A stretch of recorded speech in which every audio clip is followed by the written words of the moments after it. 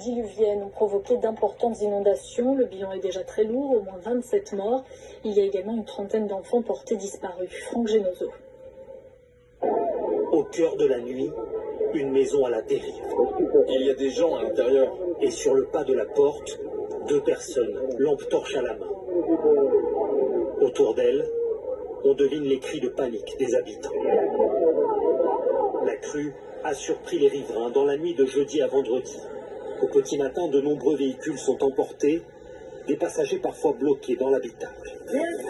Sortez, sortez de votre voiture! Oh my God! Les secours enchaînent les élitreuillages. Devant la rapidité de la montée des eaux, certaines personnes ont dû trouver refuge dans les arbres. La voisine dérivait dans la rivière avec son mari et il lui disait « accroche-toi aux branches » et c'est ce qu'elle a fait. Partout, les mêmes images d'eau torrentielle qui s'infiltrent dans les maisons. Et d'habitants qui attendent avec angoisse d'être secourus. Il y a un lac dans mon salon. Ils ne peuvent pas venir et on n'a plus de voiture. On vit ici depuis 30 ans et ce n'était jamais arrivé.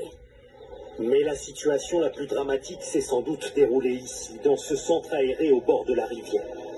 En pleine nuit, l'eau est montée de 6 mètres.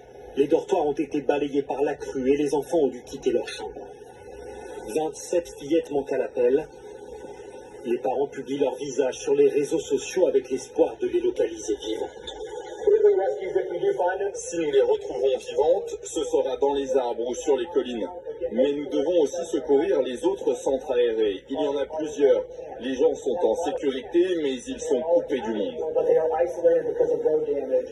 Les recherches sont compliquées par la pluie continue et les débris par milliers qui encombrent les rives.